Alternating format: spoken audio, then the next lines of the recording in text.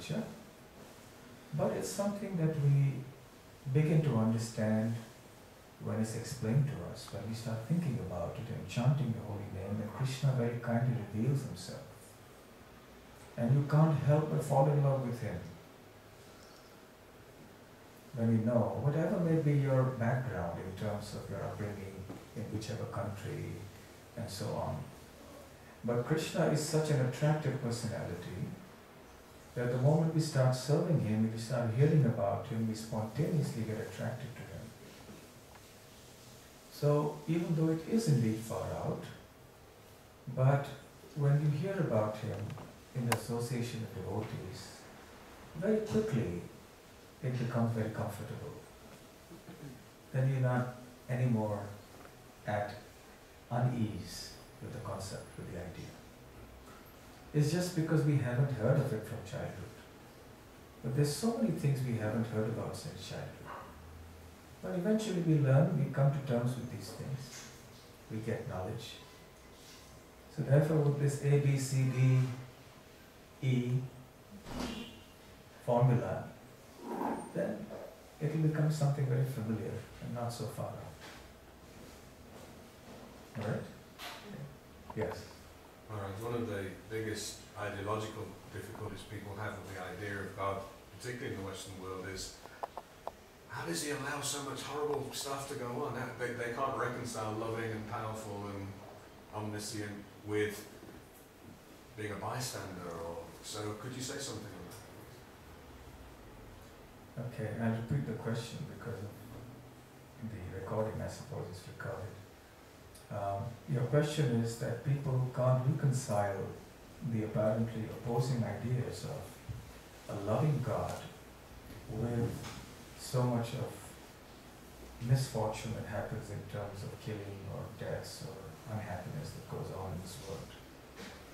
This indeed is one of the oldest philosophical and theological dilemmas that have confronted humanity. And different theologians and philosophers have grappled with this idea of this contradiction. When you study Krishna consciousness, however, these things are resolved very beautifully. It would take a little while to explain it elaborately, but let me try to be as concise as possible.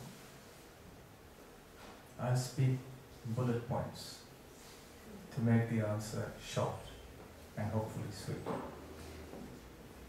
Number one, we are not this body. We are the eternal spirit souls. Number two, Krishna is the eternal supreme personality of Godhead, the eternal supreme soul.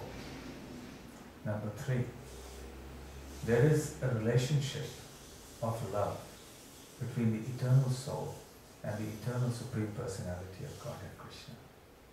So it's an eternal relationship of love. There are certain souls who, being endowed with free will, because they're part and parcel of Krishna, choose to not love him. They have that freedom, that choice. Because love cannot happen without free will. Love cannot be forced. You can't hold a gun to somebody's head and say, love me. Well, you could, but it won't be genuine love. So Krishna also doesn't want to force us to love him, although he's all-powerful. And he says, all right, if you don't want to love me, what do you want to do? You want to be an independent enjoyer? All right, I have this material world for you. Go out and try to, this is our Disneyland. This material world is our fantasy land, Disneyland, where we've come here with all sorts of fantasies of trying to be the enjoyers and conquerors and so on and so forth. And Krishna says, look, this is not the place for you to be in. If you want to be there, then this is the result. You're going to have to face the consequences of the laws here. If you come back to me, then you can live a happy life. Just as the country, let's say in Australia, you have the freedom as citizens living here to do so many things. But if you violate the laws of the state, then the state is obliged or compelled to imprison the person who does that. It's not that the government is full of cruel people who just want to punish the citizens. It's not like that. But in order to have peace and order for the rest of the citizens who are law-abiding, a few people who are criminals need to be confined in premises where they will not cause a disturbance to the others. And then the government says, look, you can do anything you like. You have the choice to accept a profession of a teacher, a doctor, lawyer, whatever. But then we can't accept the profession of a thief or a murderer or something like that. If you do that, then the state says, all right, no, then the jail is another place for you. So in the jail, there are different rules that apply. It's not a cruel president or a prime minister or a king. It's just that it's a different set of rules in a jail. And the person is there in the jail in the first place because of the misuse of his free will. So this material world is like that. It's like a jail. So we are all here. Sorry to say that, but we are all criminals. That's why we are all here in this material world. We didn't want to serve Krishna. We wanted to enjoy separately from Krishna. So Krishna says, all right, if that's what you want, then here I have this prison house for you. But it's a very difficult place to be in. The laws are really tough. You have to accept a material body. And then there's so many difficulties that come one after the other, miseries. So Krishna has given us a choice. Fundamentally, it's not Krishna's problem, it is our problem. We chose wrongly. And number two, we continue to choose wrongly. And therefore we have to bear the results of our actions. So therefore Krishna is not to blame. Nothing happens without a cause in this world, isn't it? Everything has a cause. So if I'm experiencing some happiness, there's a cause. If I'm experiencing some distress, there's a cause. I may not know what the cause is, but at least I should know that there is a cause. Nothing happens by chance. The only alternative to believing in God is to believe there is no God. And to believe there is no God means that you think everything happened by chance. But chance is not a cause. Chance is merely the expression of our ignorance of the cause. Because I don't know why something happens, I say, oh, by chance it happened. Right? So therefore in this world, people act in certain ways and they have to face the reactions of that. However pleasant or unpleasant that may be, and this goes on as a cycle. This is called the cycle of karma, which eventually leads to the cycle of birth and death. So Krishna is not to blame. He is always trying to help us from within and from without. From within as a super soul, the Lord in the heart, and from without as the devotees of Krishna, as the devotees of God in different religions across the world, in the form of the holy books of the world. So if we pay heed to these books and lead a godly life, a genuinely spiritual, our desires and interests with that of the Lord, with Krishna. We are like rusted iron filings who don't align with the north and south pole of the magnet. But when you scrape off the rust, then the iron filings immediately, speaking not too highly about the external battlefields. So Arjuna was fighting a battle and Krishna spoke the Bhagavad Gita on the battlefield. But it's interesting that Krishna's sermon to Arjuna on the external battlefield was more about the conquest of the inner battlefield than the external battlefield. External battlefield, he said, well, Arjuna, anyway, I've defeated your enemies, don't worry about that. Just be my instrument. Act according to my instructions.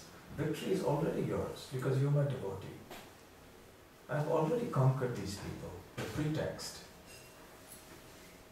for giving knowledge about the conquest of the inner battlefield. And that's the real significance here. As I mentioned earlier on, we have all kinds of people. And many times people unjustly try to impose their ideologies upon us forcefully. Or they interfere in our lives in a very forceful way. Or they try to exploit others. So yes, we have a right and a duty to defend ourselves. So the Bhagavad Gita is not merely a book that talks about unconditional non-violence. It does accept the necessity of violence in this world, but conditionally, not unconditionally. It's only for the sake of protection or for a higher purpose. Not for the sake of ego, greed, lust, anger, pride, illusion, not for that. But for the higher purposes, if sometimes one may need to do that. For example, the Pandavas, the 5 brothers, were deprived of their kingdom wrongfully by their cousins. Draupadi was molested publicly in a courtroom. And the cousins, the Kauravas, tried to kill the Pandavas in many ways. There was injustice galore, attempts at exploitation galore. And Krishna eventually wanted a righteous king like the eldest of the Pandavas, Yudhishthira, to rule the world. So he orchestrated this battle. So in Krishna consciousness we recognize the need for the world to be governed in a certain way. We also recognize that sometimes violence is a necessity, but basically the devotee is a non-violent person. The devotee doesn't want to use violence at all.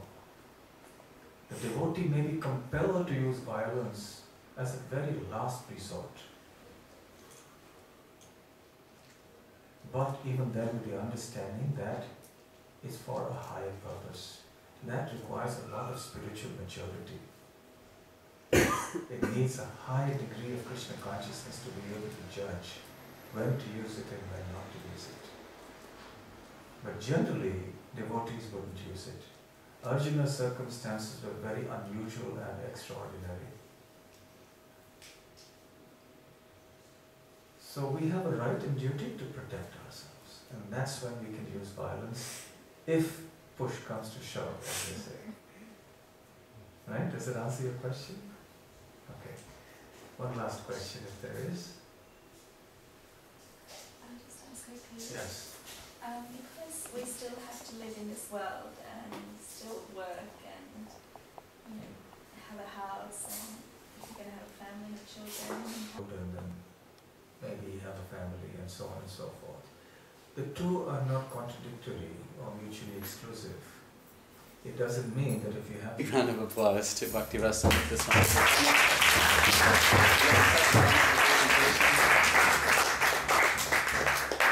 I can see it's really touched a lot of hearts tonight, so thank you so much, Maharaj. Thank you. Hare Krishna. Thank you for being a wonderful audience. And you know what? I didn't see a single person sleeping.